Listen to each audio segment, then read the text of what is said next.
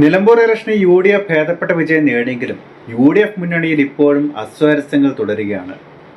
അതായത് സ്ഥാനാർത്ഥി മാത്രമാണ് കോൺഗ്രസിൻ്റേത്, വിജയം തങ്ങളുടെ പരിശ്രമം കൊണ്ടാണ് എന്നാണ് ലീഗ് നേതാക്കന്മാരുടെയും അണികളുടെയും അവകാശവാദങ്ങൾ. എന്നാൽ ഇതിനെതിരെ ഒരു തരത്തിലും പ്രതികരിക്കാനാവാത്ത മനോവിഷമത്തിലാണ് പ്രതിപക്ഷ നേതാവ് അടക്കമുള്ള കോൺഗ്രസ് നേതാക്കൾ. അവരെ കുറ്റം പറയാനും പറ്റില്ല. കാരണം ഭരണമില്ലാത്ത 10 വർഷങ്ങൾ എന്ന് പറഞ്ഞാൽ കോൺഗ്രസിനെയും ലീഗിനെയും അപേക്ഷിച്ച് ഒരു തരത്തിലും അഡ്ജസ്റ്റ് ചെയ്യാൻ പറ്റാത്ത ഒരു കാര്യമാണ്.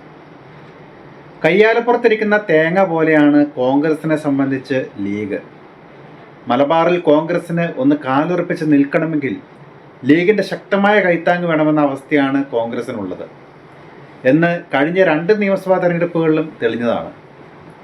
നമുക്ക് കഴിഞ്ഞ 2 നിയമസഭാ തെരഞ്ഞെടുപ്പുകളിലെയും UDF സീറ്റ് നില ഒന്ന് പരിശോധിക്കാം.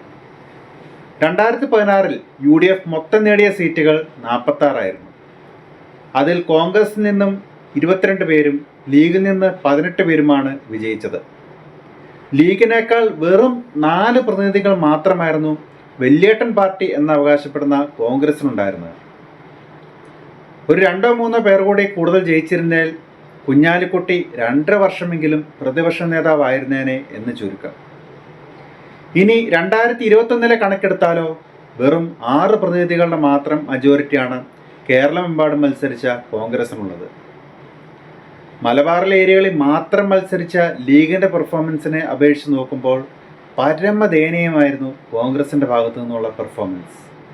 അപ്പോൾ ലീഗ് ഒരു ഒഴിച്ചുകൂടാത്ത ഘടകമായി മാറിയിരിക്കെ കോൺഗ്രസിനെ വരെ തള്ളാനും കൊള്ളാനും പറ്റാത്ത അവസ്ഥയിൽ ആയിരിക്കുകയാണ്.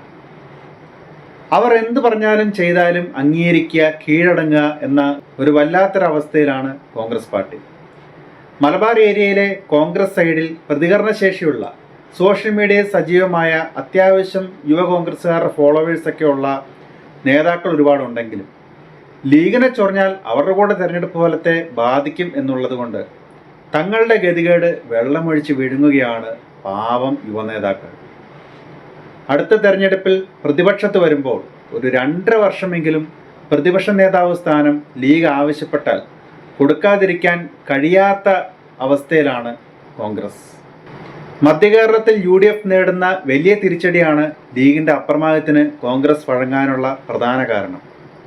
ഒരുപാട് പ്രതീക്ഷയോടെ ജോസ് കെ മാണിയെ തള്ളിക്കളഞ്ഞ് ഒപ്പം കൂട്ടിയ ജോസഫ് ഗ്രൂപ്പിനും യാതൊരു ചലനവും മധ്യകേരളത്തിൽ ഉണ്ടാക്കാൻ പറ്റിയില്ലെന്ന് മാത്രമല്ല, 2021 നിയമസഭാ തെരഞ്ഞെടുപ്പിൽ അവരുടെ സംഭാവന 12 സീറ്റിൽ നിന്ന് മത്സരിച്ച് വെറും 2 MLA മാത്രമായിരുന്നു. ഏതായാലും രാഷ്ട്രീയ കേരളം ഉറ്റുനോക്കുകയാണ്. കഴുത്തിലൊരു പാമ്പായി ചുറ്റിയിരിക്കുന്ന ലീഗിനെ അഴിച്ചെടുക്കാൻ കോൺഗ്രസ് ഏത് പാമ്പാട്ടിയെ കൊണ്ടുവരുമെന്ന്.